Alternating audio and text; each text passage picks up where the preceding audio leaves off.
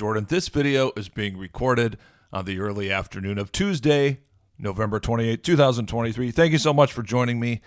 Make sure you subscribe to the channel if you already haven't. Thank you so much. I promise you're going to get a lot of great content coming. And it looks like gold is on the cusp of breaking to a new all-time high. Silver getting close to that 25-26 level. So a lot of stuff.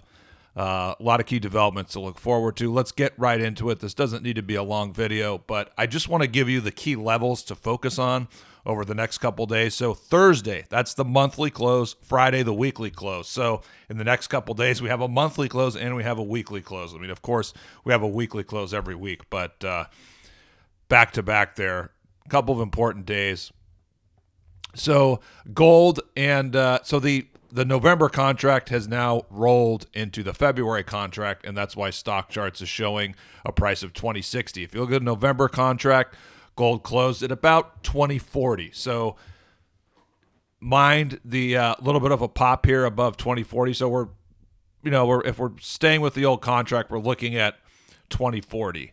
Now, based on that, the key resistance levels are, you have 2000, we're well past that. Then you have 2025 to 2028. So the all-time weekly high closes 2028. So 2040, if gold can hold those gains, you have a weekly all-time high, a new weekly all-time high.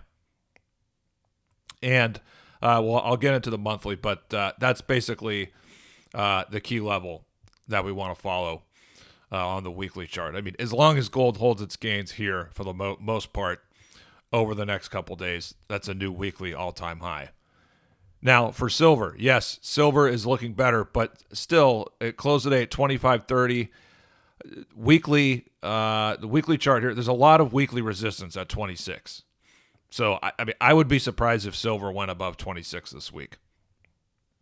So, that's, significant resistance on the weekly chart, but would love to see silver at least test 26. I think at this point, it's probably going to test 26. Question is, where is it going to close the week? So if it were able to close above 26, that would be really significant. This is the only weekly close above 26 over the last 2.5 years. So that's why closing above 26 on Friday would be very important. Now, let's get into the monthly charts. I mean, it's pretty simple for gold. I mean, I've talked about this in interviews with Vince.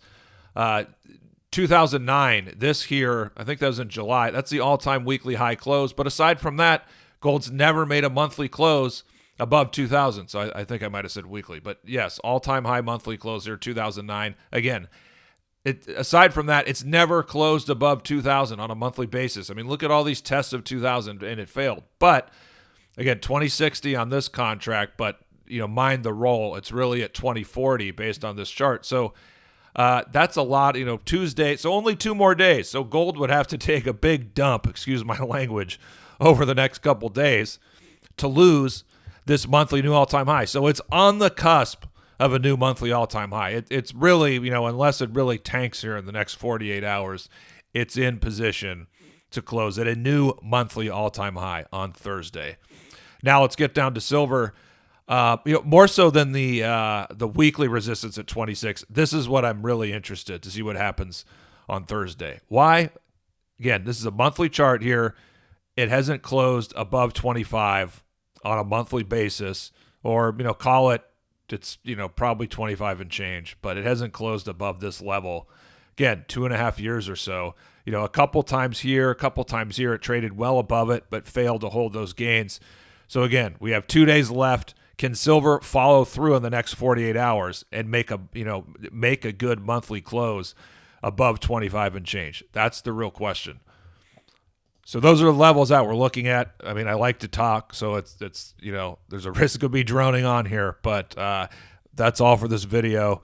Precious metals looking better and better. One more thing, looking at the stocks, it looks like we do have in the miners, in the GDX, QE, GDXJ, it appears we have broken out from those head and shoulder patterns. So based on that, we're probably going to see follow through in the miners, which, it probably means we should see follow through in the metals as well.